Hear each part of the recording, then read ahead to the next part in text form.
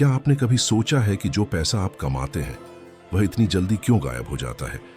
आप कड़ी मेहनत करते हैं, अपनी तनख्वाह प्राप्त करते हैं और लगभग बिना ध्यान दिए कुछ ही समय में आपको पता नहीं चलता कि वह कहां खर्च हो गया। ऐसा लगता है मानो उसमें अपनी ही कोई जिंदगी हो और वह आपके हाथों से निकलने का रास्ता ढूंढ लेता हो। जबकि बहुत से लोग थोड़ा पैसा बचाने और स्थिरता बनाए रखने के लिए लगातार संघर्ष करते रहते हैं।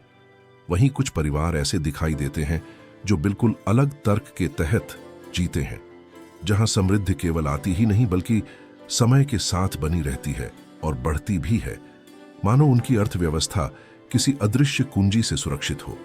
आज आप उस अंतर के पीछे छिपे कारणों में से एक को जानने वाले हैं। दुनिया के अधिकांश हिस्सों में नमक केवल रसोई का एक साधारण घटक है, लेकिन प्राचीन हिब्रू परंपराओं के भीतर हजारों वर्षों से चला आ रहा एक ज्ञान है जो इस तत्व को कहीं अधिक गहरा अर्थ देता है। तोराह में नमक का वाचा, कवनेंट ऑफ सॉल्ट नामक एक अवधारणा का उल्लेख मिलता है जो स्थायित्व, संरक्षण और स्थिरता का प्रतीक है। इस वीडियो में हम यह समझेंगे कि क्यों कुछ लोग इस प्रतीक को घर की आर्थिक स्थिरता को मजबूत करने वाली प्रथाओं से जोड़ते हैं। अंत तक बने रहिए, क्योंकि मैं इस परंपरा और इसके आध्यात्मिक अर्थ के सभी विवरण साझा करूंगा जो बहुत कम ही स्पष्ट रूप से समझाए जाते हैं। ज्यूडाइज्म की जड़ें में आपका स्वागत है, एक ऐसा स्थान जहां हिब्रू लोगों की प्राचीन बुद्धि को आधुनिक जीवन में आध्यात्मिक सिद्धांतों पर विचार करने और उन्हें लागू करने के मार्गदर्शक के रूप में समझा जाता है। मुझे सच में खुशी है कि आप यहां हैं। यदि यह सामग्री इस समय आप तक पहुंची है तो शायद यह केवल संयोग नहीं है। कब्बालाह की परंपरा में यह विचार मिलता है कि हर व्यक्ति को कुछ शिक्षाएं उसी समय मिलती हैं जब वह उन्हें समझने के लिए तैयार होता है। शायद आपके भीतर पहले से यह भावना है कि जीवन में समृद्धि और स्थिरता का एक उच्च स्तर मौजूद है जिसे आपने अभी तक सक्रिय नहीं किया है। एक ऐसा संभावित सामर्थ्य जो नई दृष्टियों और जागरूक कार्यों के माध्यम से जागने की प्रतीक्षा कर रहा है। इस शिक्षा को आगे बढ़ाने से पहले मैं आपसे एक छोटी सी बात कहना चाहता हूं। यदि इस चैनल ने आपको ऐसे विचार दिए हैं जिन्होंने आपको सोचने या जीवन को किसी नए दृष्टिकोण से देखने में मदद की है, तो इस सामग्री को लाइक करके समर्थन दें। और यदि आपने अभी तक सदस्यता नहीं ली है तो सब्सक्राइब करें। साथ ही आप टिप्पणियों में समृद्धि और आर्थिक स्थिरता से जुड़ा एक सकारात्मक वाक्य भी लिख सकते हैं। जब कई लोग आशा और प्रचुरता के संदेश साझा करते हैं तो एक ऐसा समुदाय बनता है जो इन विचारों को मजबूत करता है और दूसरों को नई संभावनाओं पर विश्वास करने के लिए प्रेरित करता है। अब आइए मुख्य विषय में प्रवेश करें। एक प्रश्न है जो बहुत से लोग चुपचाप अपने आप से पूछते हैं। कड़ी मेहनत और त्याग के बावजूद कुछ लोगों को क्यों लगता है कि पैसा उनके हाथों में टिकता ही नहीं? इसके विपरीत कुछ लोग ऐसे भी हैं जिनके जीवन में समृद्धि अधिक स्थिरता से बहती हुई प्रतीत होती है। आखिर इन दोनों के बीच क्या अंतर है? इसका उत्तर हमेशा वित्तीय पुस्तकों में नहीं मिलता, न ही केवल निवेश रणनीतियों या अधिक घंटे काम करने में। प्राचीन हिब्रू परंपरा में ऐसे आध्यात्मिक सिद्धांतों की बात की जाती है जो इस बात से जुड़े हैं कि लोग समृद्धि को कैसे देखते हैं और उससे कैसे जुड़ते हैं। दिलचस्प बात यह है कि इन शिक्षाओं से जुड़ा एक प्रतीक एक बहुत ही साधारण तत्व है जो दुनिया की लगभग हर रसोई में पाया जाता है, नमक। आपको यह सोचकर आश्चर्य हो सकता है कि इतनी सामान्य चीज का कुछ आध्यात्मिक परंपराओं में विशेष महत्व हो सकता है। फिर भी इतिहास के दौरान नमक को संरक्षण, शुद्धता और स्थायित्व का प्रतीक माना गया है।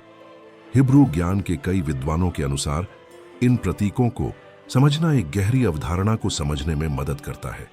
वह मन जो केवल दिखाई देने वाली चीजों को देखता है, अक्सर दृश्य वास्तविकता तक ही सीमित रहता है, जबकि जो व्यक्ति साधारण चीजों के पीछे छिपे अर्थ को समझना सीख लेता है, वह जीवन और समृद्धि के बारे में बिल्कुल नई दृष्टियां खोज सकता है। एक ऐसी मानसिकता जो केवल स्पष्ट चीजों को देखती है और दूसरी जो आध्यात्मिक परंपराओं के प्रतीकों को समझना सीखती है। इन दोनों में बड़ा अंतर होता है। जब कोई व्यक्ति सतही स्तर से परे देखना शुरू करता है तो वह समझता है कि रोजमर्रा कि कुछ वस्तुएं गहरे विचारों का प्रतिनिधित्व कर सकती हैं। इसी दृष्टिकोण में नमक केवल मसाला नहीं रहता, बल्कि एक वाचा या स्थायित्व के संकेत का प्रतीक बन जाता है। हिब्रू परंपरा में एक मूलभूत ग्रंथ इस विचार का स्पष्ट उल्लेख करता है, तोराह। लेव्य व्यवस्था लेविटिकस की पुस्तक में एक पद आता है जिसमें कहा गया है कि हर अर्पण नमक के साथ प्रस्तुत किया जाना चाहिए, यह याद दिलाते हुए कि वाचा का नमक कभी अनुपस्थित नहीं होना चाहिए। यहाँ मुख्य विचार भोजन के बारे में नहीं, बल्कि उसके प्रतीकात्मक अर्थ के बारे में है। हिब्रू चिंतन में यह पदार्थ मनुष्य और सृष्टिकर्ता के बीच आध्यात्मिक संबंध की याद दिलाता है। इस प्रतीकवाद का कारण नमक की एक विशेष भौतिक विशेषता से जुड़ा है। अन्य कई पदार्थों के विपरीत नमक में संरक्षित रखने की क्षमता होती है। हजारों वर्षों तक रेफ्रिजरेटर या आधुनिक संरक्षण प्रणालियों के आविष्कार से पहले प्राचीन सभ्यताएं भोजन को सुरक्षित रखने के लिए नमक का उपयोग करती थीं। मांस, मछली और अन्य खाद्य पदार्थ इस विधि के कारण लंबे समय तक सुरक्षित रह सकते थे। एक ऐसी दुनिया में जहां समय के साथ लगभग हर चीज खराब हो जाती थी, नमक स्वाभाविक रूप से स्थायित्व और स्थिरता का प्रतीक बन गया। इस भौतिक गुण से एक व्यापक आध्यात्मिक अर्थ भी विकसित हुआ। यदि भौतिक स्तर पर नमक उस चीज को संरक्षित करता है जिसे वह छूता है, तो प्रतीकात्मक स्तर पर यह प्राप्त आशीर्वादों को बनाए रखने और उनकी रक्षा करने के विचार का प्रतिनिधित्व करने लगा। यही कारण है कि यहूदी परंपरा में नमक उस चीज को सील करने के विचार से जुड़ा है जिसे मूल्यवान माना जाता है, और यह मनुष्य और दिव्य समृद्धि के स्रोत के बीच संबंध की याद दिलाता है। इस परंपरा का एक स्पष्ट उदाहरण हर सप्ताह शब्बात के दौरान देखा जा सकता है। कई यहूदी घरों में पारंपरिक छोटीदार रोटी, जिसे खाला चल्ला कहा जाता है, उसे खाने से पहले नमक में डुबोया जाता है। यह केवल स्वाद की पसंद नहीं मानी जाती। कई परिवारों के लिए यह एक प्रतीकात्मक स्मरण है कि घर में प्राप्त आशीर्वाद स्थिर रहें और समय के साथ सुरक्षित बने रहें। यदि हम इस विचार को दैनिक जीवन में लागू करें, तो बहुत से लोग एक बहुत सामान्य अनुभव से गुजरते हैं। उन्हें पैसा मिलता है, लेकिन वह जल्दी ही घर, भोजन, कर्ज या अचानक आने वाले खर्चों में गायब हो जाता है। थोड़े ही समय में जो चीज मेहनत से आई थी वह फिर से समाप्त हो जाती है। कब्बालाह की कुछ शिक्षाओं में कुछ आचार्य इस स्थिति को समझाने के लिए एक सरल रूपक का उपयोग करते हैं। वे पैसे की तुलना उस पानी से करते हैं जिसे किसी पात्र में डाला जाता है। यदि पात्र सही सलामत है तो वह भर सकता है, लेकिन यदि उसमें दरारें हैं तो चाहे जितना पानी डाला जाए वह बाहर निकल जाता है। इस प्रतीकात्मक दृष्टिकोण में ये दरारें किसी भौतिक चीज की ओर संकेत नहीं करती, बल्कि इस बात की ओर इशारा करती हैं कि लोग समृद्धि के साथ अपने संबंध को कैसे संभालते हैं। उनकी कृतज्ञता, उनकी मानसिकता और वह इरादा जिसके साथ वे अपने संसाधनों का उपयोग करते हैं।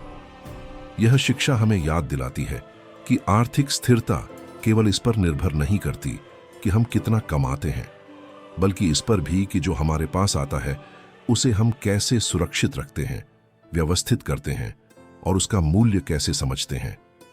कई बार व्यक्तिगत अर्थव्यवस्था में होने वाली वास्तविक लीकेज केवल दिखाई देने वाले खर्चों से नहीं आती, बल्कि गहरे आंतरिक पैटर्न से उत्पन्न होती है। स्वचालित आदतें, पैसे के बारे में विरासत में मिली धारणाएं और अवचेतन विश्वास जो इस बात को प्रभावित करते हैं कि हम अपनी समृद्धि को कैसे संभालते हैं। कुछ आध्यात्मिक शिक्षाओं के अनुसार ये सोच के पैटर्न उस प्रतीकात्मक पात्र में छोटी दरारों की तरह काम कर सकते हैं जिसमें हम अपनी समृद्धि को रखते हैं। यहूदी परंपरा की कुछ व्याख्याओं में ब्रिट हमिलाज या नमक का वाचा नामक एक अवधारणा का उल्लेख मिलता है। यह विचार नमक के प्रतीकवाद का उपयोग संरक्षण और स्थिरता को दर्शाने के लिए करता है।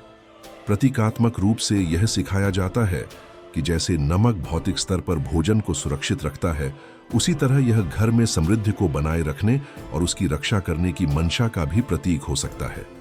कब्बालाह से प्रेरित कुछ शिक्षाओं में एक सरल प्रतीकात्मक क्रिया का वर्णन मिलता है जो इस सिद्धांत की याद दिलाती है। यह क्रिया 3 सामान्य वस्तुओं पर आधारित होती है। एक सिक्का, नमक और एक कांच का पात्र। इसकी सरलता संयोग नहीं है। कई आध्यात्मिक परंपराओं में माना जाता है कि किसी क्रिया की शक्ति उसकी जटिलता में नहीं, बल्कि उस इरादे और जागरूकता में होती है जिसके साथ उसे किया जाता है। पहला तत्व है सिक्का। सलाह दी जाती है कि उस समय आपके पास उपलब्ध सबसे अधिक मूल्य वाला सिक्का चुना जाए। यह केवल धन का प्रतीक नहीं है, बल्कि आपके प्रयास, आपके काम और आपकी भौतिक समृद्धि का प्रतिनिधित्व करता है। सबसे मूल्यवान सिक्का चुनना इस बात का प्रतीक है कि आप उस क्षण अपना सर्वश्रेष्ठ अर्पित कर रहे हैं, न कि कोई महत्वहीन वस्तु। दूसरा तत्व है नमक, और यदि संभव हो तो मोटा नमक या समुद्री नमक। परंपरागत रूप से इसे स्थिरता और संरक्षण का प्रतीक माना जाता है। बारीक नमक आसानी से फैल जाता है, जबकि मोटे दाने दृढ़ता और स्थायित्व की भावना को दर्शाते हैं। ऐसे गुण जिन्हें कई संस्कृतियों में सुरक्षा और संरक्षण से जोड़ा जाता है। तीसरा तत्व है पारदर्शी कांच का पात्र। आध्यात्मिक प्रतीकवाद में कांच अक्सर स्पष्टता और पारदर्शिता का प्रतिनिधित्व करता है, क्योंकि यह ऐसा पदार्थ है जिसके भीतर क्या है यह देखा जा सकता है। इसलिए इसे इस बात की याद दिलाने वाला माना जाता है कि व्यक्ति को स्पष्ट इरादे के साथ कार्य करना चाहिए और जो कुछ वह उसमें रखता है उसे छिपाना नहीं चाहिए। यह प्रतीकात्मक क्रिया इस प्रकार की जाती है। पहले पात्र में लगभग आधा भाग नमक भर दिया जाता है, फिर सिक्के को दाहिने हाथ में पकड़ा जाता है, जो कई परंपराओं में क्रिया, उदारता और देने की इच्छा का प्रतीक है, और नमक में रखते हुए आर्थिक स्थिरता और घर की सुरक्षा से संबंधित एक छोटी सी व्यक्तिगत प्रार्थना या संकल्प कहा जाता है। कुछ लोग उस क्षण सृष्टिकर्ता से प्रार्थना करते हैं कि उनके जीवन में आने वाली समृद्धि स्थिर रहे और बनी रहे। हिब्रू परंपरा से प्रेरित इन अभ्यासों में इस क्रिया को किसी जादुई तंत्र के रूप में नहीं समझा जाता, बल्कि इसे कृतज्ञता, जिम्मेदारी और इस बात के प्रति जागरूकता बनाए रखने की आध्यात्मिक याद के रूप में देखा जाता है कि समृद्धि कैसे प्राप्त होती है और उसका प्रबंधन कैसे किया जाता है। मूल रूप से इस प्रकार की प्रतीकात्मक प्रथाएं एक सरल लेकिन शक्तिशाली विचार को मजबूत करती है। जब लोग अपने संसाधनों के साथ अधिक जागरूक संबंध विकसित करते हैं, इरादे, अनुशासन और कृतज्ञता को मिलाकर, तो उनके लिए एक स्थिर और दीर्घकालिक आर्थिक आधार बनाना अधिक संभव हो जाता है। आशीर्वाद कहने के बाद कुछ ऐसा घोषित किया जाता है, धन्य हो तुम प्रभु जो नमक की वाचा के माध्यम से समृद्धि को सील करते हो। इसके बाद सिक्के को पात्र के भीतर नमक में रखा जाता है और पूरी तरह दबा दिया जाता है, जब तक कि वह दिखाई देना बंद न हो जाए। उसे ऊपर नहीं छोड़ा जाता, बल्कि पूरी तरह नमक के भीतर ढक दिया जाता है, मानो वह भीतर सील हो गया हो।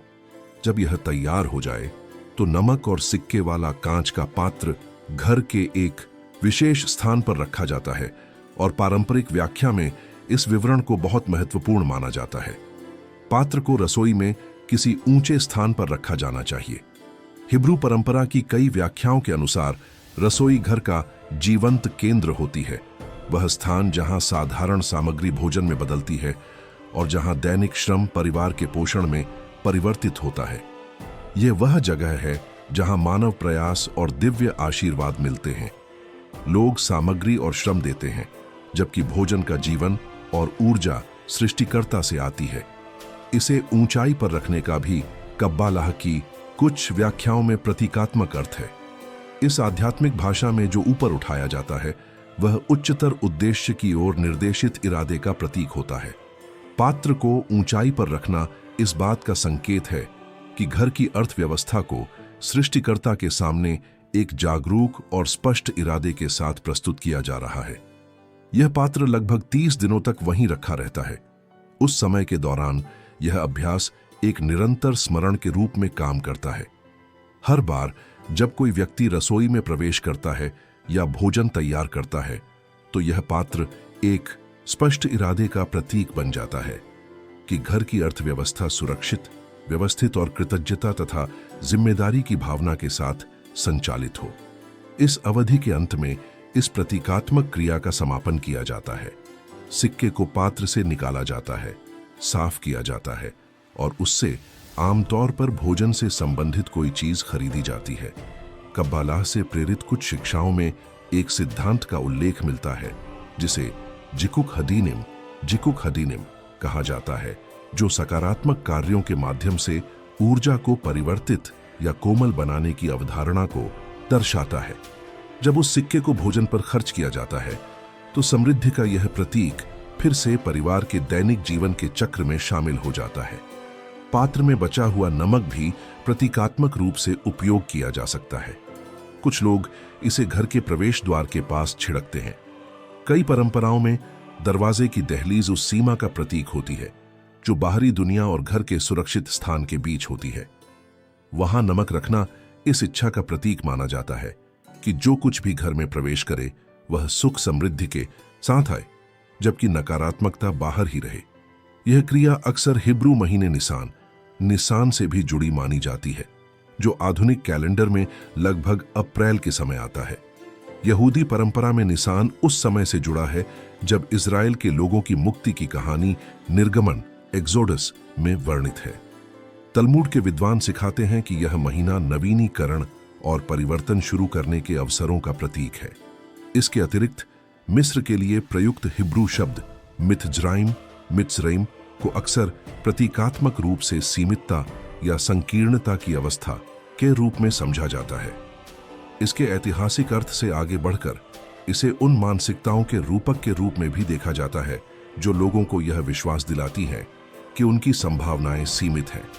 इस आध्यात्मिक दृष्टिकोण के अनुसार मुख्य संदेश यह है कि हर व्यक्ति इन आंतरिक सीमाओं से मुक्त होने और अपने जीवन में विकास और समृद्धि के नए अवसरों के लिए स्वयं को खोलने का प्रयास कर सकता है।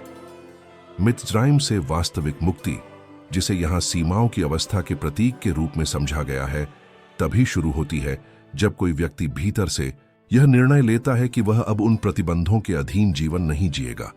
यही वह क्षण होता है जब आत्मा घोषणा करती है कि वह अभाव से आगे बढ़ना चाहती है और नई संभावनाओं के लिए खुलना चाहती है। इस अर्थ में नमक का वाचा एक दोहरे प्रतीक के रूप में समझा जाता है। एक ओर यह पहले से प्राप्त चीजों को सुरक्षित रखने की इच्छा का प्रतिनिधित्व करता है और दूसरी ओर सीमाओं से मुक्त होकर आगे बढ़ने की आकांक्षा का। अब तक की व्याख्या से आप इस शिक्षा का पूरा अर्थ समझ चुके हैं। इसका आध्यात्मिक संदर्भ, तौराह के लेव्य व्यवस्था, लेविटिकस में मिलने वाला उल्लेख, संरक्षण के तत्व के रूप में नमक का प्रतीकवाद और इस प्रतीकात्मक क्रिया के प्रत्येक भाग का अर्थ। साथ ही यह भी समझ आता है कि कांच का पात्र क्यों उपयोग किया जाता है, यह अभ्यास कितने समय तक किया जाता है और क्यों कुछ शिक्षक इसे हिब्रू महीने निसान से जोड़ते हैं, जिसे यहूदी परंपरा में नवीनीकरण और मुक्ति से संबंधित समय माना जाता है। यह अभ्यास स्वयं में बहुत सरल है।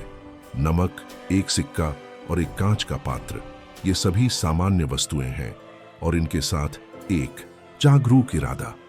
क्रिया की जटिलता से अधिक महत्वपूर्ण वह अर्थ है जो इसे दिया जाता है और वह चिंतन जो यह समृद्धि और आजीविका के साथ हमारे संबंध के बारे में उत्पन्न करता है। सेफार्दी परंपरा के एक शिक्षक बताया करते थे कि भूमध्य सागर क्षेत्र की कई यहूदी परिवारों में इस प्रतीक का उपयोग केवल आर्थिक कठिनाई के समय ही नहीं किया जाता था। इसके विपरीत इसे एक प्रकार के निवारक या आध्यात्मिक संरक्षण के रूप में देखा जाता था। इसे वर्ष के कुछ विशेष समयों में या जीवन के महत्वपूर्ण चरणों में किया जाता था, जैसे नया घर शुरू करना, बच्चे का जन्म या किसी महत्वपूर्ण परियोजना की शुरुआत। विचार यह था कि हर नई शुरुआत को स्थिरता, संरक्षण और कृतज्ञता की याद के साथ शुरू किया जाए। मुख्य संदेश यह है कि घर की अर्थव्यवस्था के प्रति एक जागरूक दृष्टिकोण अपनाया जाए। वित्तीय निर्णयों का एक व्यावहारिक पक्ष होता है, जैसे खर्चों को व्यवस्थित करना, बचत करना या समझदारी से निवेश करना, लेकिन उनका एक मानसिक और आध्यात्मिक पहलू भी होता है जो इरादे, अनुशासन और कृतज्ञता से जुड़ा होता है। ये दोनों आयाम, दृश्य और आंतरिक, इस बात को प्रभावित कर सकते हैं कि कोई परिवार समय के साथ स्थिरता और समृद्धि कैसे बनाता है। इतिहास के दौरान यहूदी लोगों ने अध्ययन, चिंतन और तोराह तथा तलमूड जैसे ग्रंथों में संचित शिक्षाओं के साथ बहुत गहरा संबंध विकसित किया है। इन परंपराओं ने इस बात को प्रभावित किया है कि कई समुदाय शिक्षा, जिम्मेदारी और संसाधनों के प्रबंधन को कैसे समझते हैं। यह केवल अंधविश्वास नहीं है, बल्कि सांस्कृतिक और आध्यात्मिक जड़ें हैं जिन्होंने सदियों से कई पीढ़ियों का साथ दिया है। यदि यह सामग्री आपको रोचक लगी या इसने आपको नए दृष्टिकोणों पर विचार करने में मदद की, तो आप चैनल को लाइक करके और सदस्यता लेकर समर्थन कर सकते हैं, ताकि आप इन परंपराओं के इतिहास और ज्ञान से जुड़ी और शिक्षाओं का अन्वेषण जारी रख सकें। आप टिप्पणियों में समृद्धि और आर्थिक स्थिरता से जुड़ा एक सकारात्मक वाक्य भी साझा कर सकते हैं। इस परंपरा में एक और महत्वपूर्ण शिक्षा त्जेदकाह है, जिसे यहूदी चिंतन में समृद्धि की व्यवस्था के प्रमुख आधारों में से एक माना जाता है। यदि आप इस विषय को और गहराई से समझना चाहते हैं, तो ऐसे अन्य सामग्री भी उपलब्ध हैं जो विशेष रूप से इसके अर्थ और दैनिक जीवन पर इसके प्रभाव को समझाती हैं। अगली बार तक आपके घर में स्थिरता के साथ समृद्धि आए, आपके प्रयासों का फल मिले और आपकी समृद्धि ज्ञान और कृतज्ञता के साथ प्रवाहित होती रहे।